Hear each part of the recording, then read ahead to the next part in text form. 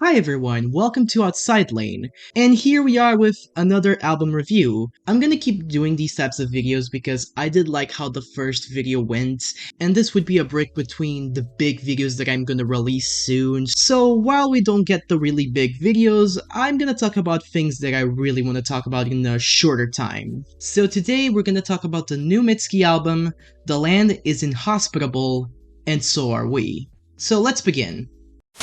Toss your dirty shoes in my washing machine. Oh, this is someone I should have probably mentioned before. I never really had the opportunity to talk about Mitski on my channel. I've probably never even mentioned her outside of consistently being on my Spotify Wrapped. But I've always wanted to talk about Mitski on this channel, because she's definitely one of the most fascinating artists we have currently, with a fanbase that is head over heels for her, mostly because she's massive on TikTok. She's always been an artist that I've enjoyed a lot, even if I couldn't call one of her albums a masterpiece. Now, this isn't to say that she's bad. I've already said that I like her, and she doesn't even have a bad album in her discography, and her best songs are absolutely phenomenal, but sometimes I feel like I'm at the outside looking in. I think my biggest problem is that while her compositions are certainly interesting, sometimes it doesn't really translate into memorable hooks. And look, this is a me thing for sure, especially knowing that when she slightly streamlined her sound in Laurel Hell,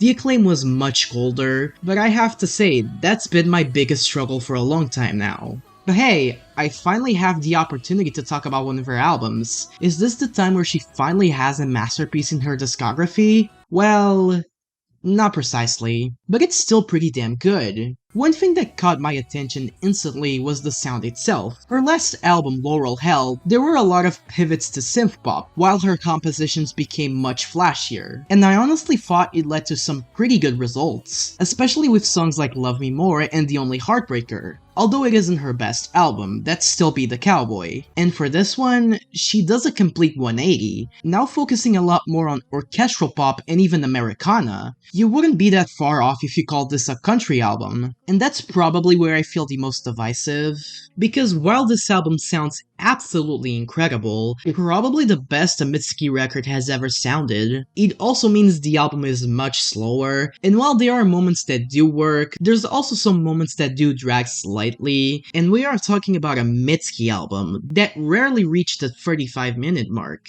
But even with that, I am still positive towards the sound shift. And it's all being sold by Mitski, who is just an absolutely fantastic singer who's just become even better by the years. And while her delivery is much softer, it fits with the lush atmosphere of a lot of these mixes, especially because it fits with the main theme of the album, which it is centered in love. While pretty much all of these tracks have the same theme of love as a metatext, it serves to describe how vulnerable she feels about it, from cuts like the opening Bug Like an Angel that describes her loneliness with probably one of the most striking lines of the album, "Sometimes a drink feels like family," or the loveless affair of I'm Your Man, which it absolutely swells at the end with its distortion and the sounds of dogs barking that makes the song all the much sadder, or just the incredible ballad Heaven, which sees Mitski yearning for someone who she really felt connected with.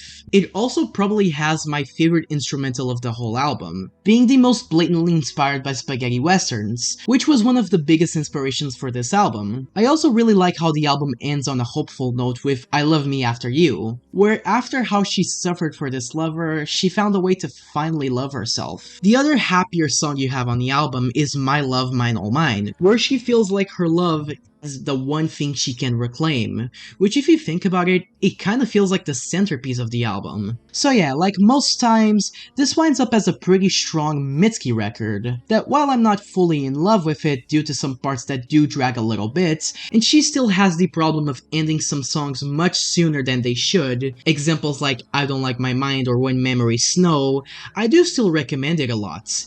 I mean, if you are a Mitski fan, you are gonna enjoy this absolutely, but if you wanna jump into the hype train, I'm not sure if this is the album you should go for. I would recommend starting with Be the Cowboy, but if you are familiar with her music, you should definitely check out this one.